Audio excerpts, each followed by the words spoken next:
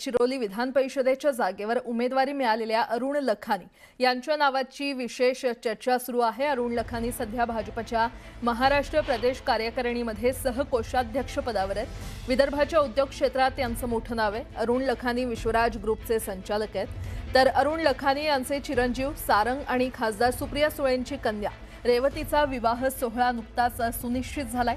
लखानी हे संघाचे स्वयंसेवक असून भाजपचे जुने कार्यकर्ते आहेत। पक्ष संघटनेत दीर्घकाळ काम केलेल्या या नेत्याला उमेदवारी देऊन भाजपने जुन्या निष्ठावान कार्यकर्त्यांना प्राधान्य दिल्याचा संदेश दिल्याचं मानलं जातंय।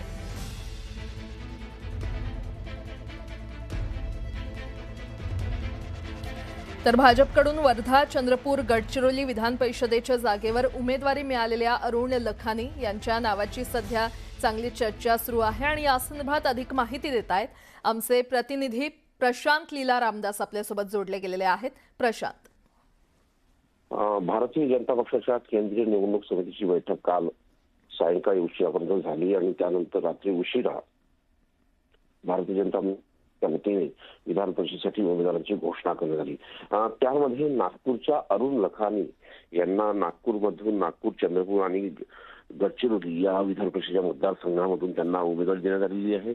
आणि त्यामध्ये जर बघितलं आपण तर हे नाव एक वेगळं आहे, कारण की भारतीय जनता पक्षाचे सहकोषाध्यक्ष आणि सोबतच जर बघितलं आपण तर ते असं म्हणावं लागेल की RSS आणि भारतीय जनता पक्षाचे एक असे कार्यकर्ते जुने जाणते कार्यकर्ते, त्यामुळे पण दरम्यानच्या काळात गेल्या काही दिवसापासून ते प्रचंड प्रकाश झोतात आहे, कारण की ते त्यांच्या मुलाचं लग्न जे आहे ते सुप्रिया सुळे, शरद पवार यांच्या कन्या यांच्या मुलीशी होणार आहे। त्यामुळे या यादीमध्ये असलेले हे नाव वेगळ्या कारणामुळे सध्या चर्चेत आहे। आणि महत्वाचं म्हणजे हे दोनही राजकीय भिन्न विचारधारा असलेले दोन कुटुंबामधील हे कौटुंबिक नात्यासंदर्भात सध्या चर्चा सुरू आहे। तर त्यामध्येच भारतीय जनता पक्षाच्या वतीने त्यांना खास करून जर बघितलं तर विधान परिषदेची उमेदवारी दिली जाते, त्यामुळे त्याचं नाव प्रकाश झोतात आलेलं आहे।